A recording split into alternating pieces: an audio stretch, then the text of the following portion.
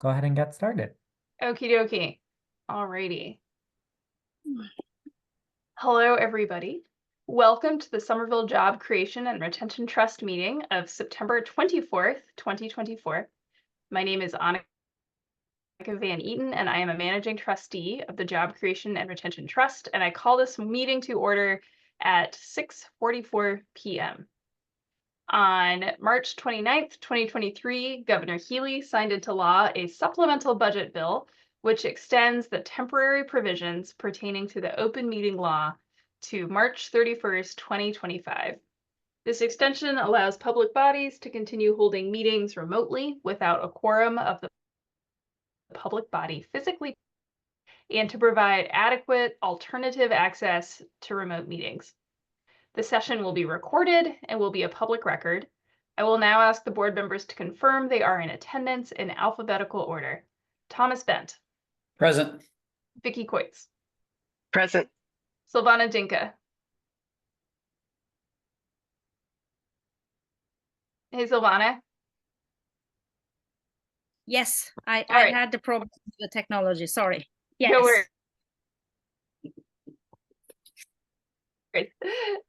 Confirmed present, Silvana Dinka. Jim Hatchie, absent. Jacob Luria, absent. Wilfred Mba, absent. Rachel Ned Carney. Present. Annika Van Eaton, present. Rand Wilson, currently absent. We have a quorum. I will now ask city staff to present a few house rules about using the technology. William, take it away. Thanks, Annika. Hi, everyone. My name is William Blackmer, and I'm the Workforce Development Coordinator and Service Staff to the Trust.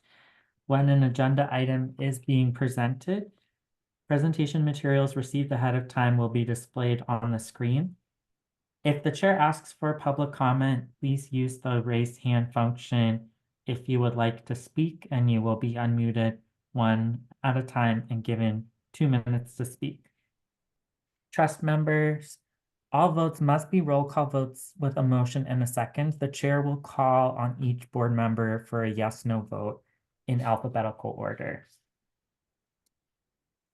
Please remember that comments you type into the chat box will be part of the public record in accordance with the open meeting law, and the one-to-one chat feature has been disabled in order to comply with our public records law. So with that, I will pass it back to Annika for the first item.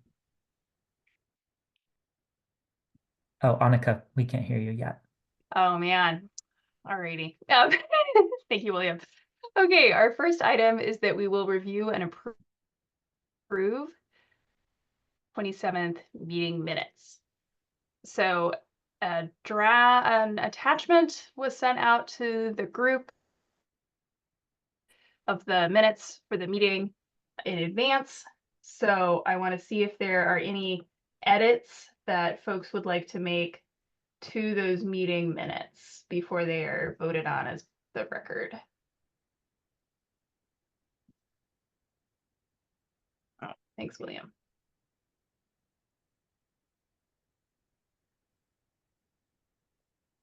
Any edits or revisions?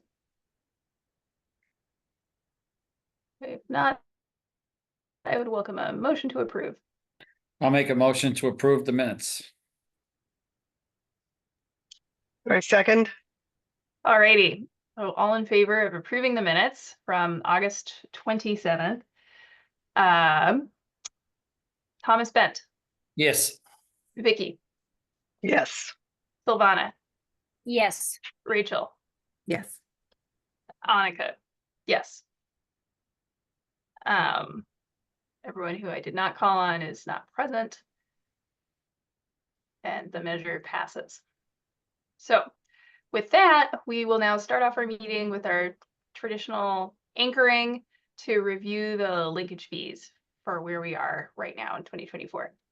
William, I will turn it to you to summarize that for the board.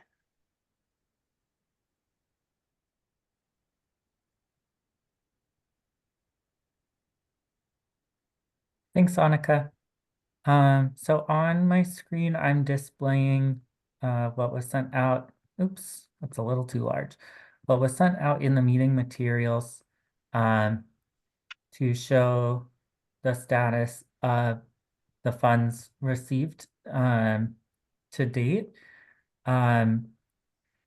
We currently have approximately 7,775 in the developer contributions that have not been spent or committed to a funding priority. We do have a couple payments that we are expecting on the horizon, and I know we've been saying that a little bit, but I was actually working on an invoice today related to one of these payments, so we will be receiving some funds soon, but we just haven't received any of the 2024 amounts quite yet. So I can pause there for any questions that you have. Thanks, William. Yeah, does anyone have any questions? Nope. Nope. Nope. Okay. All right.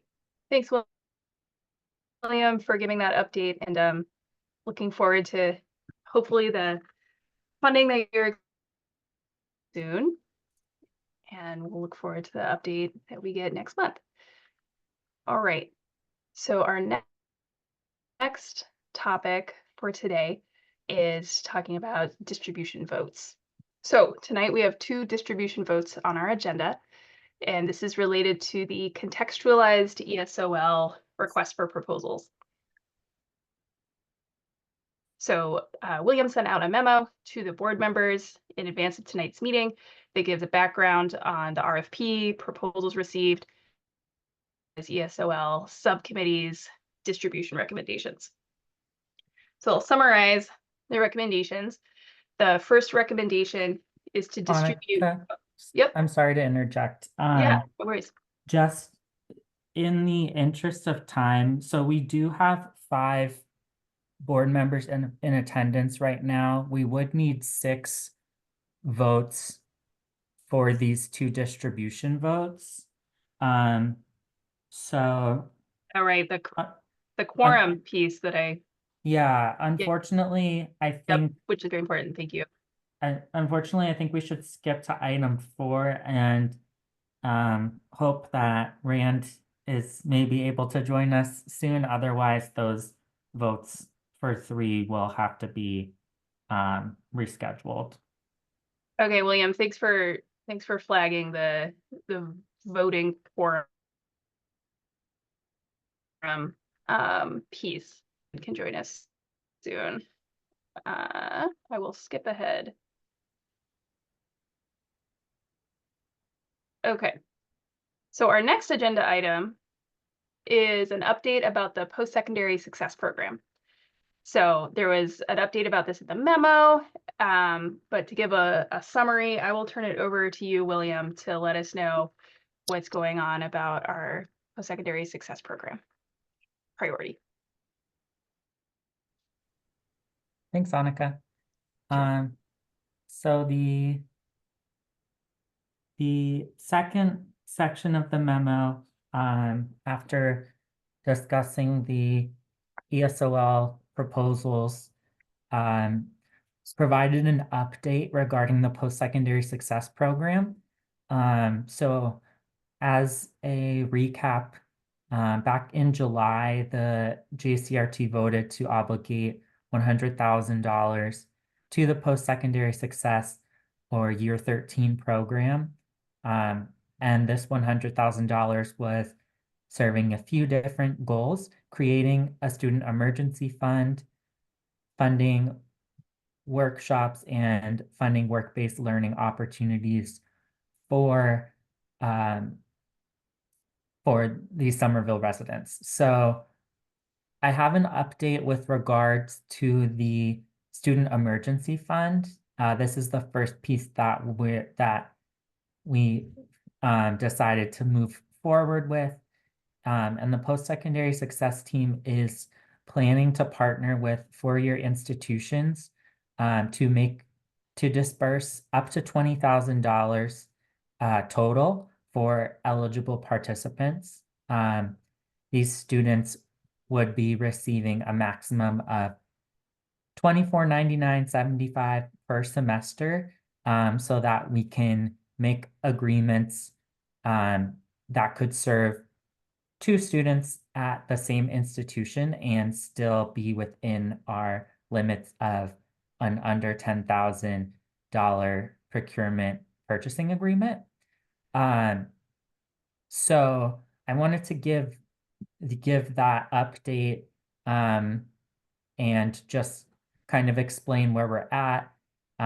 We had talked about the $100,000 and then needing to do a little bit more research to determine, does that look like issuing an RFP immediately, or are there other ways we can start to spend the funds? So this is the plan for the first $20,000. So I'm happy to take questions and can also keep the board updated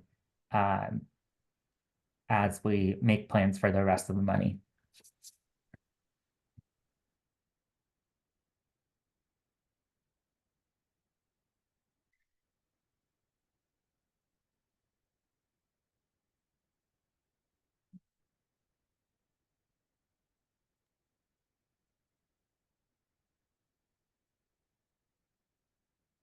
I think my internet might be glitching, but it's confusing because half the screen looks frozen. Can you hear me?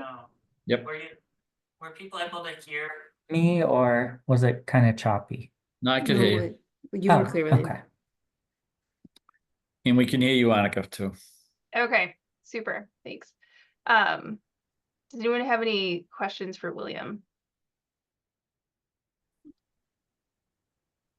Just on the funds, is there any restrictions on what they're taking those semesters, or is it pretty much just whatever they want to do? We haven't put restrictions on it, and actually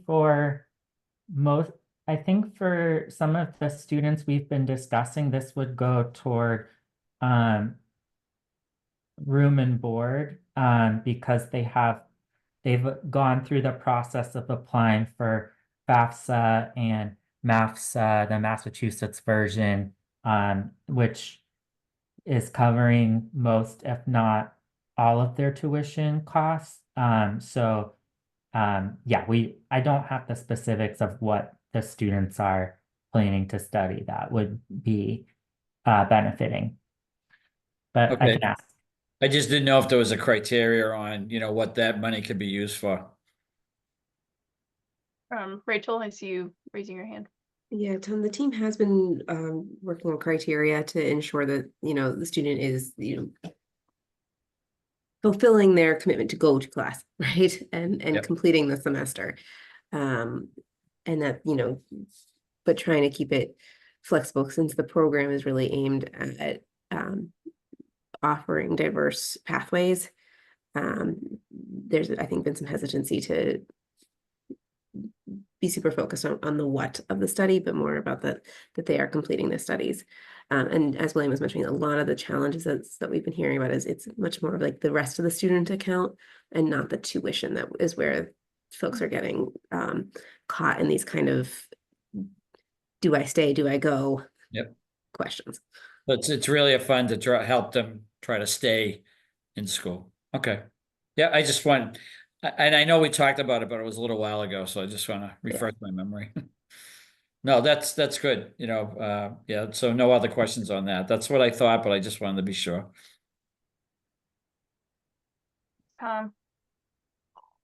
Yeah, working for a financial aid organization, I'm always excited to see us supporting covering costs beyond just the college bill, which can really disrupt students' academic journeys. I think our next agenda item is an update from the industry-specific RFP subcommittee. And I think, William, I'll give you the mic to give an update from that subcommittee, and then members of the Sure. committee can jump in if they have anything they want to add. That sounds great. So right on the heels of our ESOL RFP, we had an RFP for industry-specific job trainings. That application window closed 2 weeks ago. And last week I met with the subcommittee, which consisted of Tom Bent, Jacob Luria, and Counselor Mbaugh, to review the 4 proposals that we received. So the 4 proposals we received were a mass hire pre-apprenticeship construction and building maintenance, or acronym is PACMAN training. The second proposal was for Just to Start IT and biomedical career training. So that's one that we've funded in the past. The third proposal was for Perscolis IT trainings. Again, one that we've funded in the past. And then the final one was from Mass Cultivate Ed for quarry expungement services and training in the cannabis industry. So 3 out of 4 of these proposals were things the trust has funded before. This is the second straight RFP where we received proposals that are exceeding the total amount of funds that we put out in the RFP. So between these 4 proposals, the total ask is approximately $380,000. But we obligated $250,000 to this RFP. Overall, the subcommittee did feel that we got quality proposals that did exceed the $250,000. There's definitely still some questions on individual proposals, but one thing that the subcommittee wanted to raise tonight would be thinking about whether it's worth considering reappropriating funds set aside for a couple other priorities in order to serve more than just 1 or 2 of these trainings. So I can talk a little bit about those particular funds, but also if people just have if people want me to kind of go through the proposals or the proposers again, or have specific questions about those, we could talk about that before talking about kind of the money side. So I'll pause there for questions or clarifications. William, I have a question. Did the groups that we funded in the past, did they request the same amount of funding that we had allocated to them in the past, or did they request different amounts? That's a great question. Just to Starts was level, I think exactly level from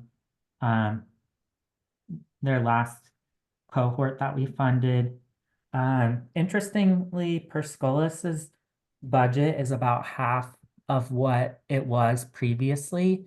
And this is for 2 reasons. One is they are reducing their cohort size to 10 Somerville residents.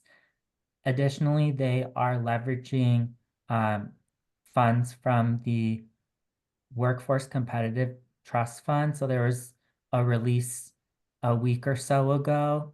They're using some state stipend dollars. They're gonna coach their participants on applying for those. So they did not ask for that from us this time around.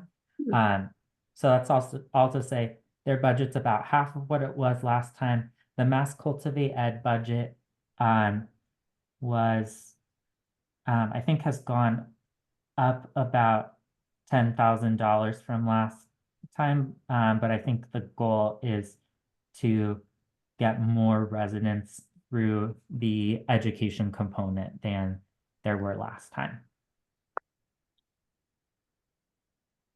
Thanks, William. Rachel and Vicky. William, thanks for checking on that one about the Mass Cultivate Ed. I think that's actually a better fit with this item because last time, if I remember correctly, they were in their own, like we had a very specific quarry expungement project that they had been, our RFP was about quarry expungement last time, if I remember correctly. And so like that was the goal, whereas now our goal is more industry specific. Sorry, lost the mic. Now our goal is more industry specific training. So I appreciate that they added more seats in the training component of their program. Yeah, they have, yeah, one of the kind of follow-up questions I have for them is they have, their approach the first time around was kind of offer the menu of services to 10 participants, to 10 residents, and this time around they have some kind of different numbers for different components. So that's kind of a follow-up question I have for them, is just to kind of better understand that. But yeah, I'm glad they responded to this RFP. Vicky? Yeah, on that organization, could you remind us what the training component is that they're training folks in? Yeah, so Mass Cultivate Ed takes kind of a three-pronged approach. There's the quarry expungement legal services piece where they partner with Greater Boston Legal Services. The training component is really more of an education component. It's participants going through a certificate program at a community college to get a certificate for basic industry knowledge, and then also to become a state registered responsible vendor, which is required for anyone working in those facilities. And then the third component is an internship. So they place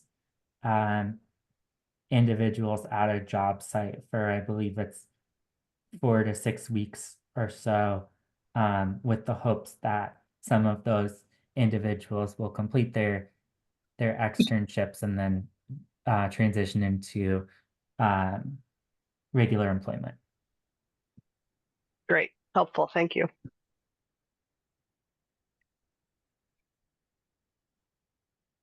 On that one, William, I know the committee had, we had questions because it was wasn't clear, right, as to exactly, what they were doing. So I think were we leaning against not funding them? I think they were, and I just want to acknowledge that Rand has joined as well. So we do have the Welcome. funding distribution majority, but just to answer Tom's question, yeah, that was definitely the proposal that it seems like we had the most questions and was probably the weakest of the four. I think we were kind of on the fence about reaching out for more information before determining, just in general, is there anything that the trust can do to kind of expand this bucket of $250,000, especially seeing as though some of these trainings are addressing some of our other priority areas. So one example of that is the post-secondary success program. So that 100,000 that we were talking about earlier tonight, they're interested in putting some funds toward work-based learning opportunities. So that could align nicely with this priority as well. And then the other one that was coming to mind is that we do have $400,000 set aside for the Good Municipal Jobs Training program that we've been a little bit stuck on for a while. But one thing that we talked about in the subcommittee was that the first proposal on the list, the mass hire pre-apprenticeship construction and building maintenance training, achieves some of the same goals that we were trying to achieve with that RFP, in that individuals are getting paid experience in the trades. And then they are also have the opportunity to get a driver's license with that program as well. So that could put them on the path to some of the DPW jobs that we were trying to target. Yeah, on that, I'll just expand. I really like that program. It hits a lot of the things that we've been trying to do for a while. And it does line up with the Good Municipal Jobs Training Program, because it does a lot of the same things that would happen in that. Like, getting their OSHA cards, I think OSHA 10 and OSHA 30s, things like that, that are all, key things to getting those good jobs that would tie in. And so I think the thought process was that we move some of the money over so that we could, fund like that full just to start. And I think we were going to try to get Prescolis in too, weren't we, William? Yeah, it really comes to the 250,000. So with the 250, for example, we would be able to fund the mass hire program as described, and then we would be able to fund either all of Perscolis or a part of Just to Start's ask. But I think overall the quality of the proposals was showing, if we are able to get more funding toward this aim, that these are all distinct quality trainings, and it would be at least worth having follow-up conversations to figure out if we have more than 250, where that would kind of land. Rand, I saw you raise your hand. Yeah, thank you. Sorry to be joining late. Just can't keep up today. I think it's important to have coherent, good municipal jobs program come out of the JCRT. I think people are looking for that. That, we can say that we're meeting these, some of our goals through some other initiatives, but I feel strongly that we set this up as something that we wanted to do in response, I feel, to the union for the municipal employees and others in the city that want to see a pipeline for local residents to get jobs with the city and be trained to do those jobs, and that there be a coherent program to do that. So I get that other aspects of the JCRT grants can meet those needs in some ways, but we really need to make sure that we are putting forward a program that can partner with the union and partner with other training groups in the community to create this pipeline, and that it be identifiable as such, as something that the JCRT is funded, so that we maintain our support in the community. Thanks, Rand. Rachel?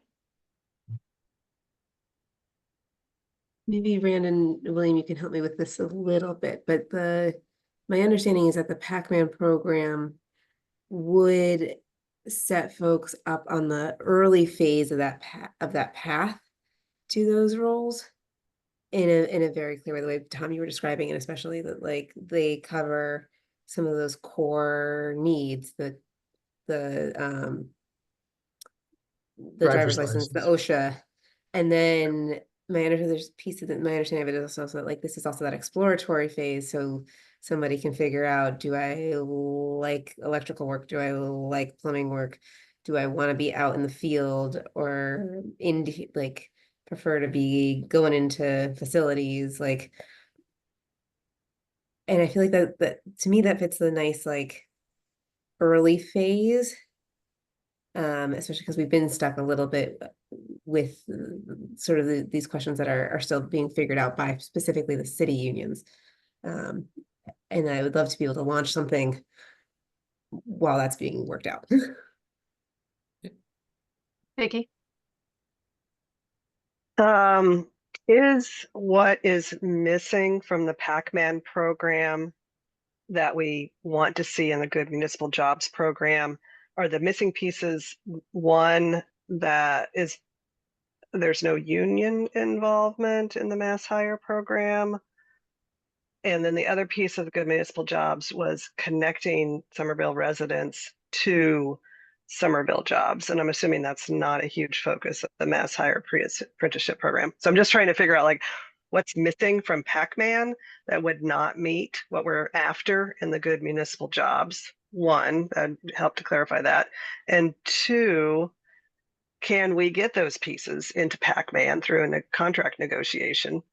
And then would we feel better about reallocating some funding from Good Municipal Jobs if we could work with the organization to shape the program to really meet Good Municipal Jobs goals? Complicated question, sorry. But I'll give a shot at this, but hasn't part of the problem been we haven't received any kind of, outline, or, we haven't really got anything on the Good Municipal Jobs training program yet from anybody? No, my understanding is that the issue is more, there's been some conversations within the city. Like, we haven't put out an RFP, we haven't asked for anything. Right. So it's not that we're waiting for information from externally. All right, but I thought I thought we were trying to get some kind of outline from, whatever group would be kind of running this thing. And yeah, I mean, it seems like we've been talking about it a long time and it just hasn't developed. And what I'm looking at is, with this other proposal, it does serve a lot of the different areas that would be under that, for the type of jobs that they'd be looking for. So, it's and I think the board felt that way also.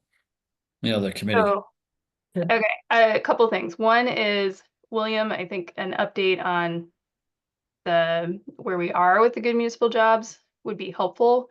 But I do want to clarify, there's nothing we're waiting from outside groups on this. Right. This is like back in our, well, I think it's really maybe in the city's court, but it's not something that like other people haven't gotten back to us on externally. And then two, I would want to loop back to the question Vicky had around, does the mass hire Pac-Man training have connections to feed folks into union, or have the opportunity for folks to get into either Somerville jobs? Is there partnership opportunities with the union, or is that like not part of the program design? I think looping back to that question from Vicky would be helpful. And then Vicky, I saw you raised your hand. Is there anything that you would? Let's get those two answered, and then I've got a question for Rand. Okay, thanks.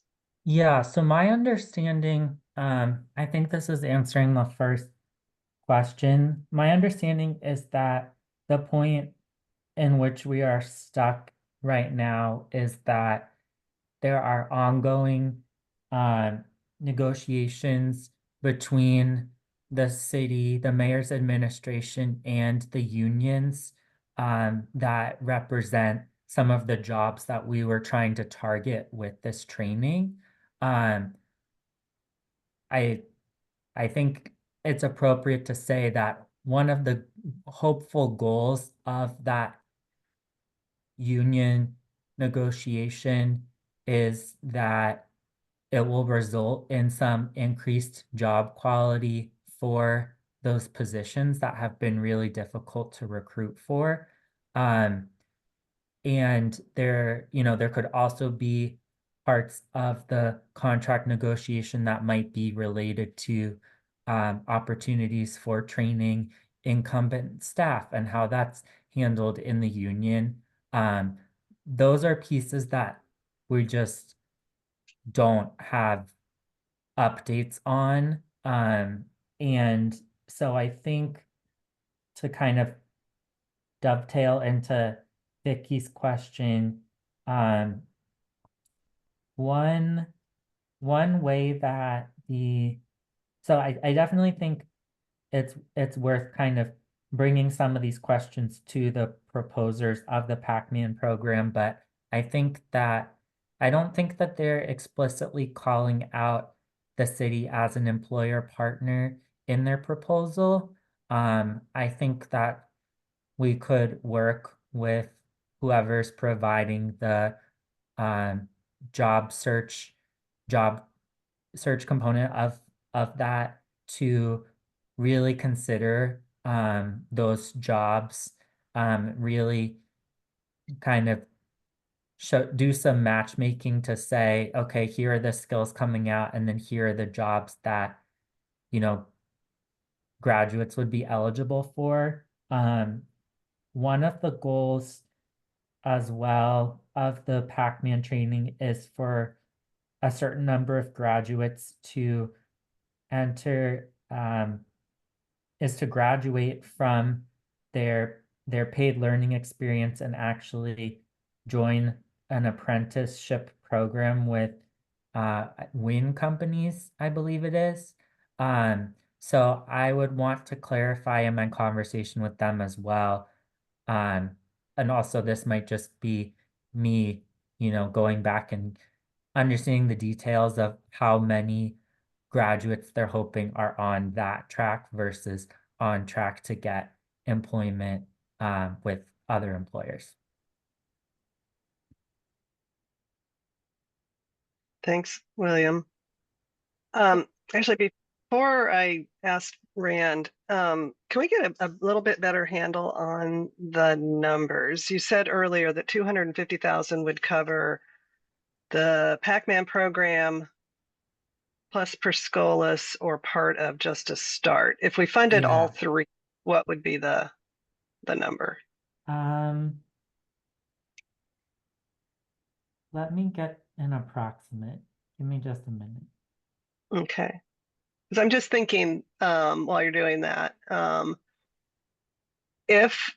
if we could negotiate with Pac-Man to get something closer to the good municipal jobs, would we feel comfortable just reallocating part of the 400,000 to support Pac-Man so we can support more of these programs? So that's a question for Rand, but for everybody too. Yeah, so I can itemize the first three, but also the total of the Pac-Man, Verscolis, and Just to Start is about 321,000. So we'd be looking for about 70,000 from other places. So I mean, I can envision. I know Rachel and I have had some preliminary conversations with the post-secondary team. They've said, if we're putting 20,000 towards the student emergency fund, that's really supporting students that are going to four-year colleges, then, they might be interested in putting 20,000 also toward one of these types of opportunities, especially if they can guarantee some of the students in the post-secondary program would, get spots in those trainings. So that's a long way of saying 321,000 is the total of those first three programs. So then it's really kind of finding that 71,000 if we want to fund those three programs. So that's You kind re- of, Could you yeah. repeat the three programs again? Yeah, so the Pac-Man program from Mass Hire, which I believe the budget is about 140,000 or so, maybe 145,000. The Just to Start training, which the budget is about 126,000, and the Perscolis training that the budget is 50,000. Okay. So that might not be a bad deal if we could get some of the funding from the post-secondary program with the agreement that some of those students, graduates, get in one of these programs. And then maybe we'd only have to borrow like 50,000 from Good Municipal Jobs, which would still leave a nice chunk of 350,000 whenever that can get released. That was the math I was doing, Vicky, too, is if it's 21,000, that also is a nice symmetry with the 20,000 that's going to the four-year students, then 21,000 is definitely going to workforce pathways on the post-secondary front. And then that leaves 50K out of Good Municipal Jobs, again, with that, knowing that this is pre-apprenticeship level. Right, because like that's been one the as William was describing, like one of the questions that is still circulating as we navigate what happens with Good Municipal Jobs is what do we do about somebody who's in a municipal role and wants to better their skills? Can they participate in this program? And by the nature of what we're talking about here, like this is clearly not competing with whatever. Like we're clearly talking about in the Pac-Man program, the earlier stage folks. And so I feel like there's a nice fit to that, and that like saying that 400,000, at least 50 of it goes to that like earliest stage exploratory feels really nice. Sorry, I'm losing my voice. No, just from my end, that makes a lot of sense.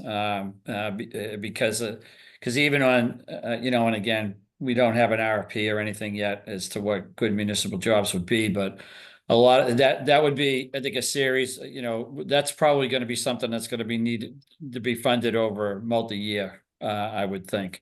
You know, to get somebody from like almost like a pre-apprentice level, you know, all the way through. And then the other kind of question with that is, and I think it's a good one, Rachel, if you have an employee that's, say, working at DPW that wants to, you know, upgrade their skills, you know, would they be able to, you know, apply for this? The sticky part on that would be is whether or not they're a Somerville resident or not, right? So that would be another part of it, you know. But I think the solution that you and Vicky get forward here, you know, makes a lot of sense.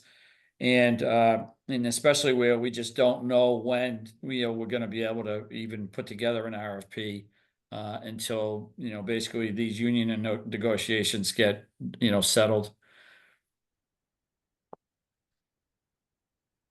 So are you suggesting, or is the suggestion on the table to fund 3 of the industry-specific trainings out of the 4? Yep. Okay. Yeah, and we had a lot of questions on the cannabis one, and you know that it just it was clunky, and we all felt that it needed a lot more refinement.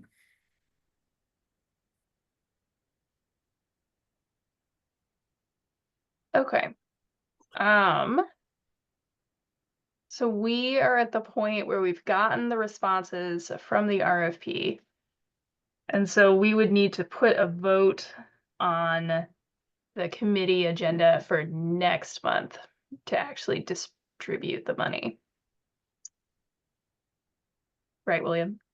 Is that our process? And it would also be important for me to talk with Alan from our finance team just about you know, it's a little bit unorthodox what we're doing. It's not kind of the direct, this is just, I guess, because, you know, the 250 limit was there for the RFP. So trying to make sure we still have, we can still do this appropriate route of saying, here are some other committed, you know, at different dates that we want to go toward this. So I would want to have that conversation too. Yeah, that makes a lot of sense. Seems crucial to the plan. Yeah, we might have to have like a little well-planned, well-choreographed series of votes at the next meeting to sort of reallocate some funding from a pot and then distribute, you know, the money to cover the 3. But we can talk about that in our prep meeting and get the information from him on the accounting part. Okay. All right, I think this is a productive conversation. Does anyone have any final thoughts?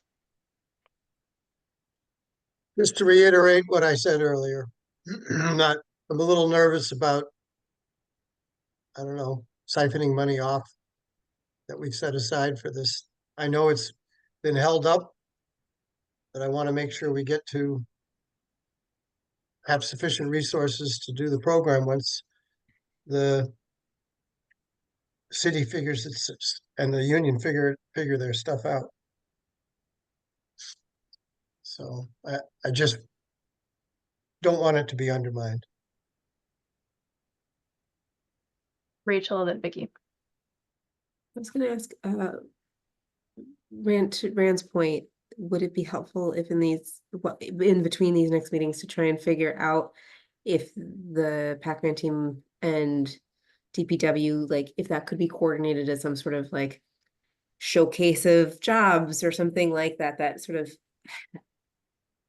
I think what Vicky was trying to get to this a little bit earlier too, like, is there a way to make that connection, knowing that this is an exploratory level program, but at least help those folks who go through this program be aware that the city could be a great employer for them, with the skills that they're gaining out of this and the trainings that they will exit with.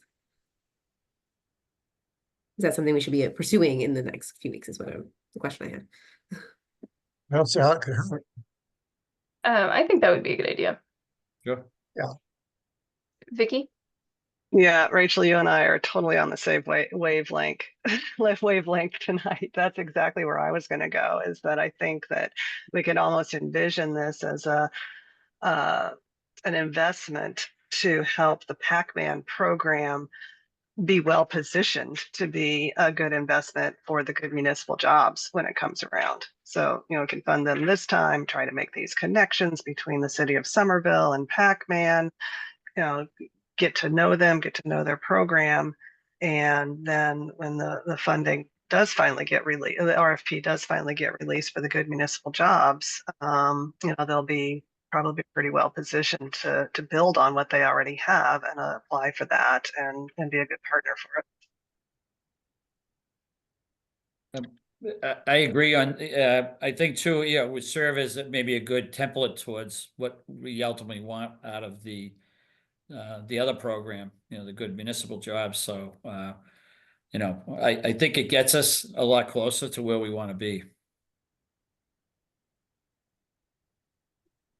Thanks, folks. I think this is a Great. good discussion, and we will likely have a vote in the next meeting, unless William learns something integrally crucial about the finance process, in which case we will come with an update at the next meeting. William would tap back in the subcommittee, I think. Yeah, All right. exactly. Yeah, I was gonna just quickly say my follow-up steps are to have the finance conversation, to also meet with the the proposers. I mean, I need to at least tell them the timeline that we're operating on for making the decisions. And then did I have a third piece? Did you already Sorry. say talk to Oh, finance? so yeah, then reconvene with the subcommittee, because ultimately we want to have recommendations on the next agenda from the subcommittee. Thanks, William. All righty. So we're going to loop back now that we have a full voting quorum. We're going to loop back to our distribution votes from agenda item 3. So tonight we have 2 distribution votes on our agenda in relation to the contextualized ESOL request for proposals. And as I mentioned earlier, there was a memo sent to board members in advance of this meeting summarizing the RFPs and the subcommittee's distribution recommendations. So the first recommendation is to distribute $450,000 to Scale for their ESOL Level 1, contextualized ESOL, early childhood education, contextualized ESOL, certified nursing assistant, bridged post-secondary and workforce pathways, and paraeducator training programs. The second recommendation is to distribute $300,000 to Bunker Hill Community College for their beginner ESOL, SPL pre 1 to 3, and upper level at ESOL, SPL 2 to 4 courses. The first half of this grant, $150,000, would be for the fall 2024 semester, and the second $150,000 would be for the spring 2025 semester, contingent upon successful implementation of contextualized curricula. So I wanted to see if the board has any questions regarding these recommendations before we entertain a motion on the votes.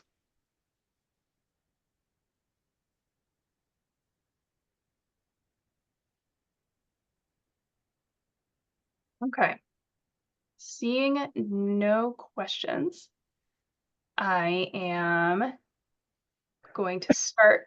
Oh, nope, that was just a cough. Okay. I'm going to start with a motion to distribute. Oh, Jim is joining us here. I'll wait until Jim's online.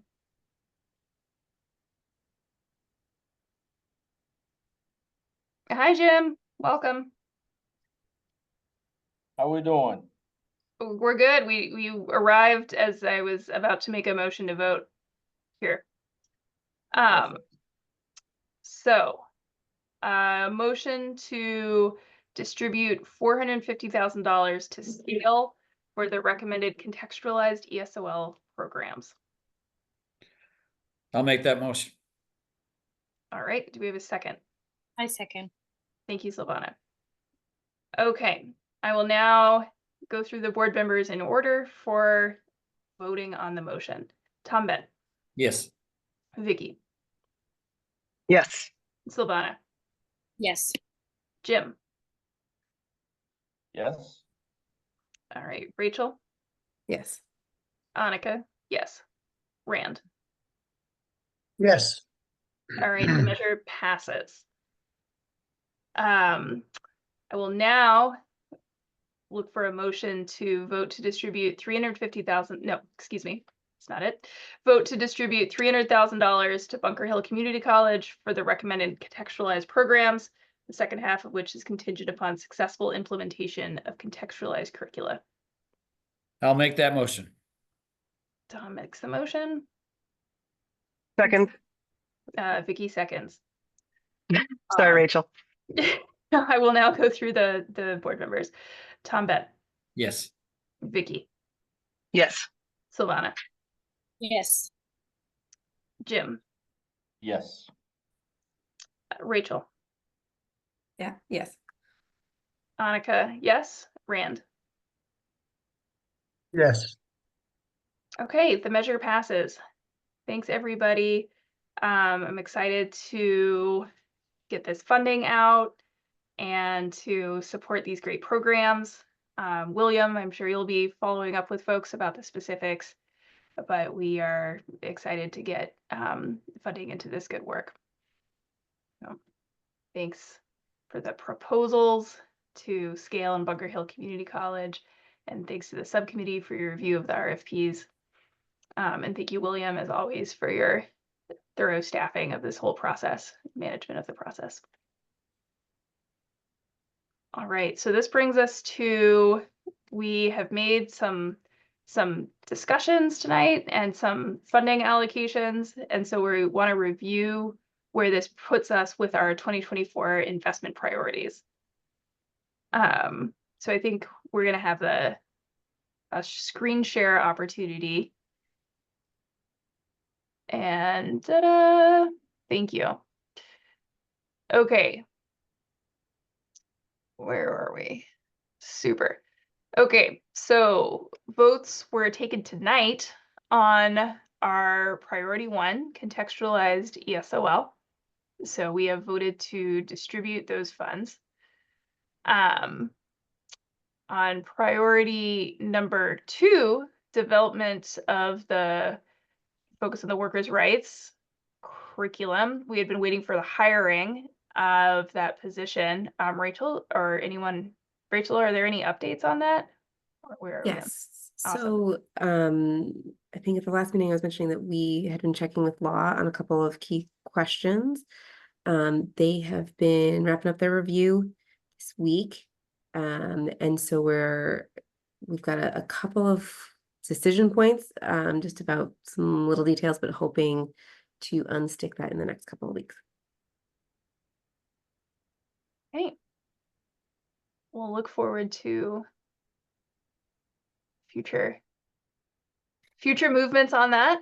I think that's exciting to see this go forward, and looking forward to another opportunity for more updates as that goes out or goes on. On our priority number 3, the year 13 program. So of that funding that we've obligated, today William shared the update that the first $20,000 is to be spent on student emergency funds, partnering directly with the colleges. So that's progress on that front. Let's see. Priority number 4 on creating an exploratory career program with the CT program. I think we had talked about that previously, that there's not an investment specifically needed from the trust at this time. And then priority number 5 is our industry-specific RFPs. And we just had a good conversation about that today. And so we'll hopefully be moving to the recommendations and votes in October. Does anyone else have any other questions about our priority list? Okay. So we'll now go to our next agenda item, which is about our annual meeting. So we have a traditional, and also I think we put it in our bylaws, are required, but we do that with enthusiasm, annual meeting. And every fall we have also been releasing an annual report to share out on our funds, investments, and the outcomes of our programming over the year. So we are going to be having that meeting in November. And I think my understanding, William, is that you are working on the report and we'll have something to talk to us about in October. Awesome. Yeah, a draft of the report, and then also a draft of the agenda for the annual meeting will be part of our October meeting. Yeah, the date, So I think we need to talk about dates tonight as part of this. So for the October one, I want to see how many folks are able to do October 22nd. Or rather, I guess I'm more interested in how many folks can't do October 22nd and if it would prohibit a quorum.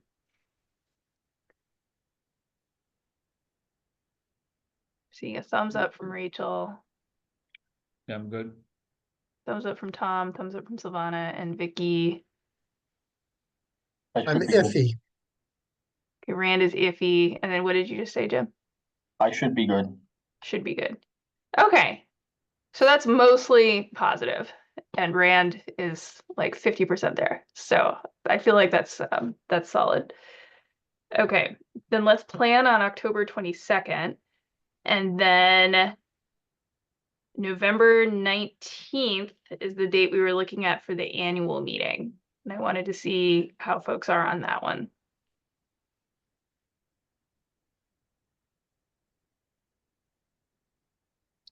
Yep, that 18th, looks good for me, the 19th. The 19th, a Tuesday. oh, the 19th.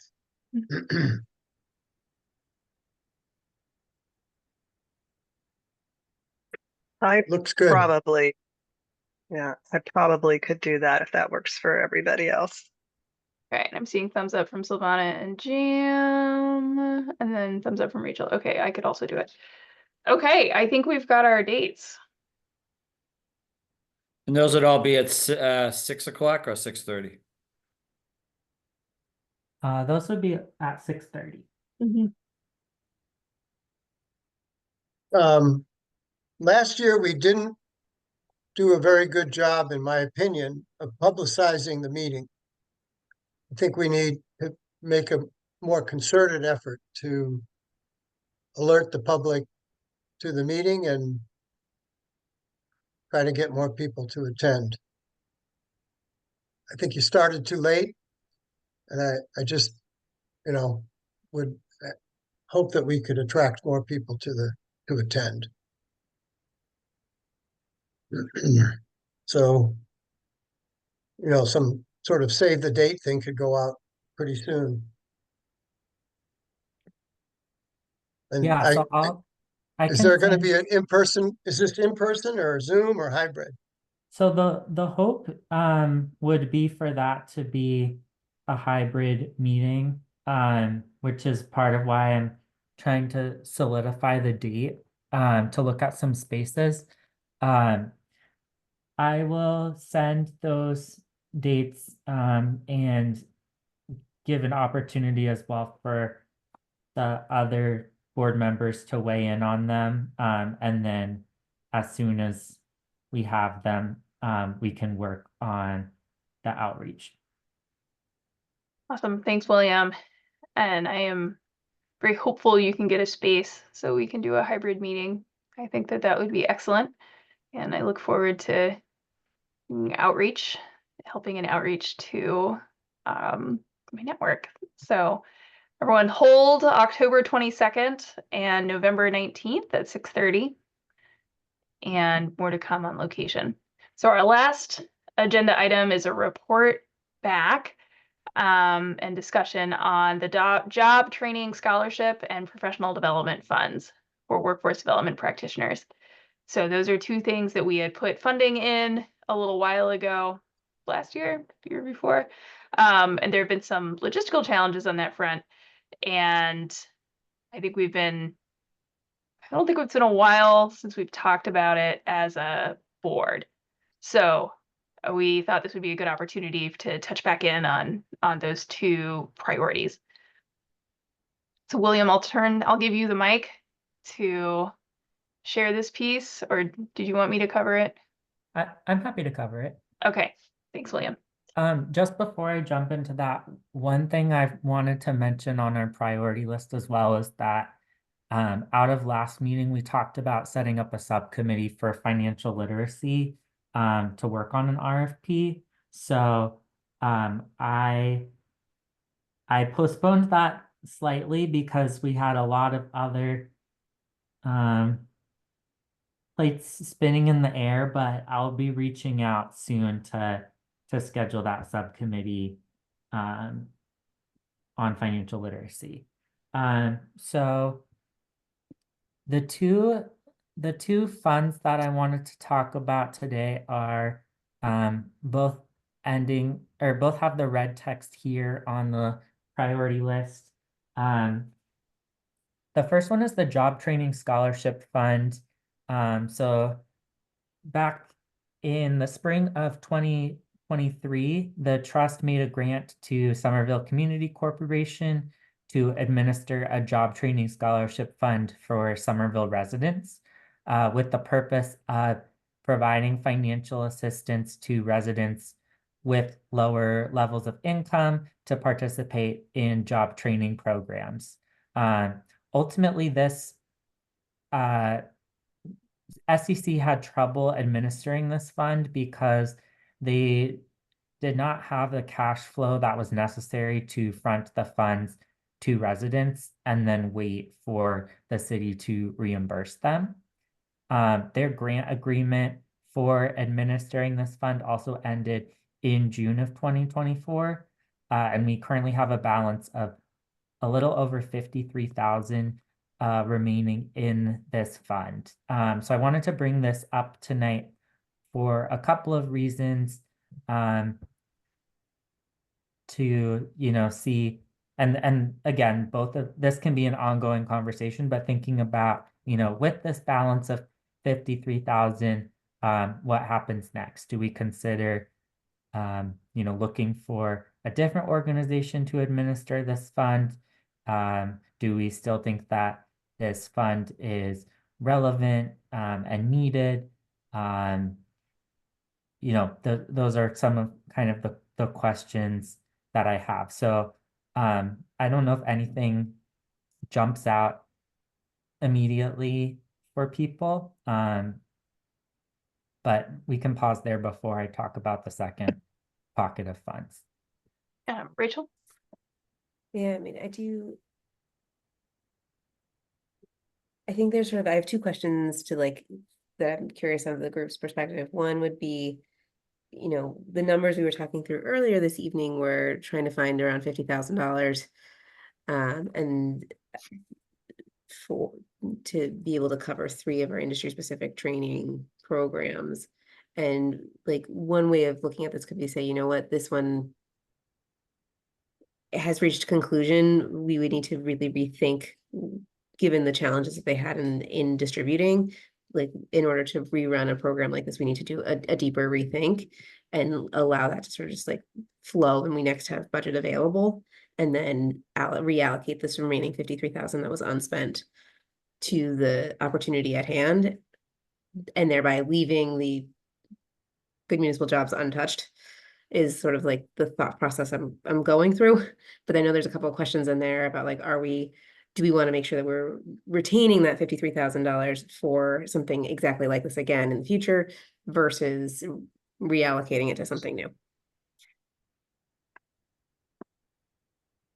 Vicky? Yeah, I recall that this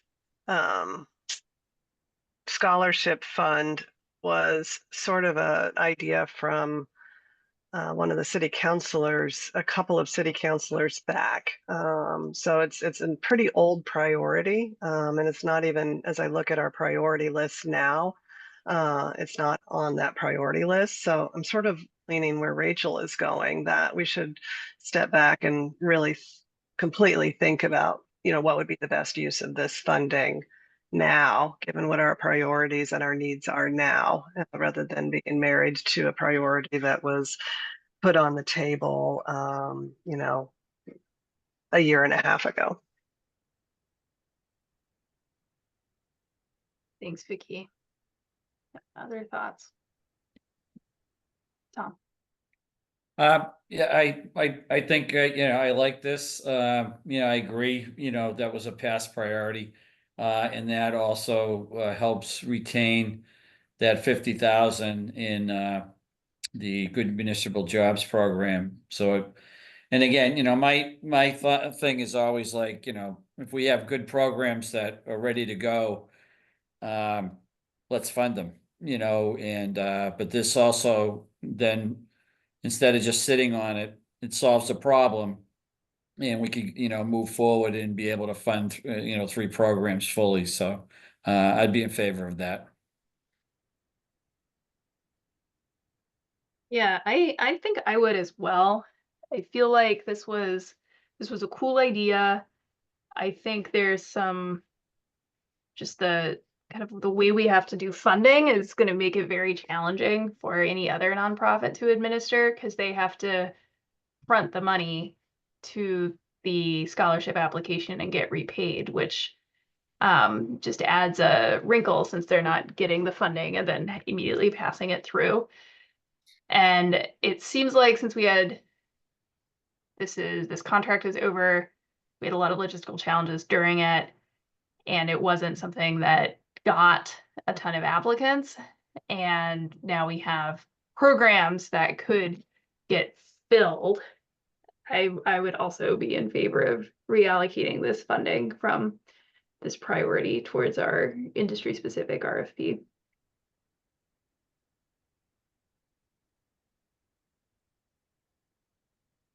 I don't want to rain on the parade.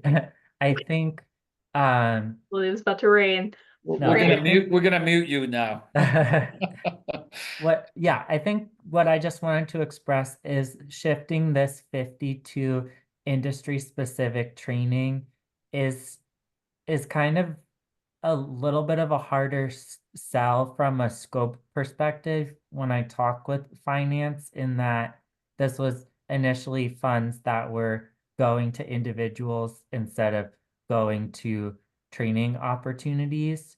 So I think I'd have a stronger case for moving a different amount to cover the rest of the industry programs, but Rachel has a thought. Rachel. I am remembering that part of the idea of this was hey, if you're looking for an industry specific training that we are not covering because we did not receive applications from programs that do that, this is the backup plan that if your industry is not covered, will cover you. So I kind of, I'm tempted if folks are open to it, since we already put on our list that we would go to finance and ask about moving from good municipal jobs, that 50,000, to see if they could help us understand what the two pathways could look like. So we can come back to the group with the two pathways. And So then I feel Vicky like- also flagged in the chat asking if the scholarship money, the scholarship fund could fund the stipend components of the industry specific trainings, since it's stipend that would go directly to the students. So I feel like there's a couple of different alignments there. One is that this is, as Rachel was pointing out, money for credentialed industry specific training. And we are trying to shift it to another sort of group of industry specific trainings. And then the second would be the piece around that as part of the RFPs, we do have funding that goes directly to individual students. And so if the alignment space was around the individual student space, this job training fund is also supposed to go to individual students. So I think armed with those two questions, I think that's where I would suggest that we explore this. But I appreciate, William, your raising that we have sort of an RFP process and that we need to make sure that the funding is in alignment with our RFP that went out.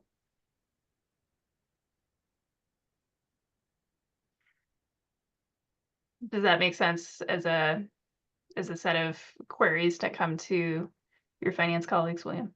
Cool. Yes. sounds Awesome. good. Great problem solving, folks.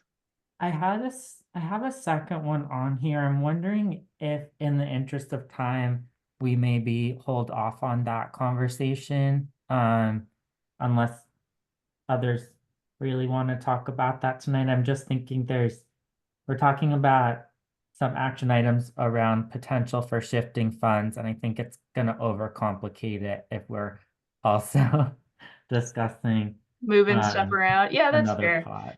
Yeah. Yeah, and it's But- almost 8. But So I think just kind of to tie that up, this also speaks to the broader question of thinking of, the purpose of the public meeting that we're having in November. Like, these can also be, like, I don't necessarily know if it makes sense to bring, those kinds of exact dollar amounts and this much is left in this pot to everyone. I think that's kind of like a lot of details and would be hard for people to absorb in a short amount of time. But I think it speaks to the purpose of using that meeting to really ask the public where funds should go. And, we're reporting back on things that might not have worked. We're reporting on things that did work, and then giving a layout of our current financial picture and giving some space for the public to tell us what should happen with that money. yeah, I agree that that's a helpful way to think about the importance of a public meeting, is as we are reflecting on these questions and are going to look for our funding priorities for next year, that we look forward to the public's input. Yeah, and depending on where I think we can move the professional development conversation to the next meeting, talk about it then. And then to Vicky's point in the chat, the other thing to think about with the public meeting is just, will there be anything that we would want to share out with the public as far as funding opportunities then? And just to make sure that we keep that in mind with our agenda setting. And so with that brings us through our agenda tonight. And we are now ready to end the meeting. There's a motion to adjourn. I'll make a motion to adjourn. All Second. right. Tom, hot with the emotions tonight and the Yeah, drink. trying to move it around. I love it. All right, all in favor of adjourning? Tom, Aye, yes. Vicky, Yes. Silvana. Yes. All right, I see you. Jim, Yes. Rachel, Yes. Hanukkah. Yes. Rand. Yes. All right, meeting adjourns at 7:58 p.m. Thanks, everybody. Oh, Good see you meeting. October. Thank you. What a Bye. tight meeting, I gotta say. Chairs, William, amazing. All right. Have a good one, everyone. Thanks, everybody. Thanks for all your work on this, William. Yep. Have a good evening. Thank you.